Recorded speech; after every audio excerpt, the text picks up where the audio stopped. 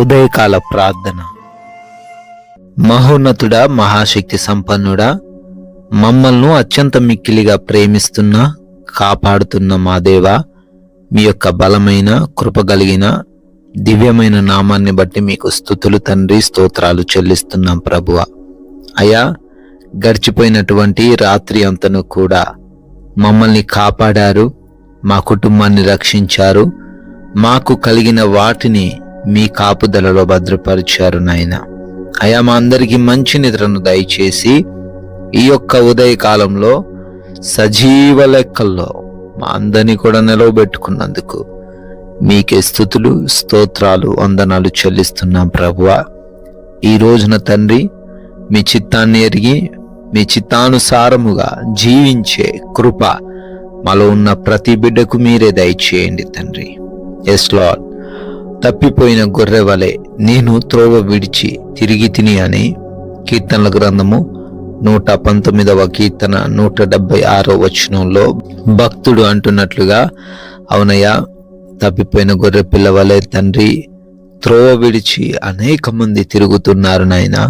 ఈ లోకమాయలో పడి అయా మీరిచ్చు ఆశీర్వాదాలను కోల్పోయి అయా సమస్యలతో, శోధనలతో, బలహీనతలతో, కుటుంబంలో అశాంతితో అనేక మంది జీవిస్తూ ఉండంగా అయా వారందరినీ కూడా అయా మేము జ్ఞాపకం చేసుకుంటున్నాము.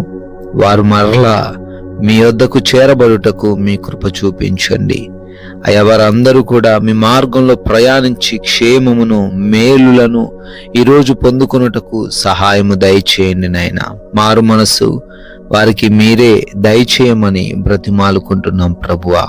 ఈ ఉదయకాలమున ఎంతమంది బిడ్డలైతే ఈ ప్రార్థనలో ఏకీభవిస్తూ ఉన్నారో వారందరిని బట్టి పేరు పేరున అడుగుతూ ఉన్నాము, ప్రార్థన చేస్తూ ఉన్నాము తండ్రి. అయా, వారందరినీ దీవించండి. వారికి ఏ ఆలోచనలు ఉన్నాయో, ఏ ప్రణాళికలు ఈరోజు వారు కలిగి ఉన్నారో వాటిలో మీ సహాయము దయచేయండి ప్రభువా. అయా, చేస్తున్న పనులను బట్టి అడుగుతున్నాము. వారి ఉద్యోగములు, వ్యాపారములు, పరిచర్యలు, చేతి పనులు అన్నిటినీ కూడా తండ్రి దీవించండి, ఆశీర్వదించండి ప్రభువా. అయా, ఏ ఆటంకం వారికి లేకుండా ప్రతి వాటిలో కూడా మంచి జ్ఞానం, వివేచన కలిగి నూరింతలుగా ఫలించే కృప దయచేయమని బ్రతిమాలుకుంటున్నాం తండ్రి. అదేవిధంగా ప్రయాణాలను బట్టి కూడా ప్రార్థిస్తున్నాము. చేస్తున్న ప్రతి ప్రయాణమును కూడా ఆశీర్వదించండి.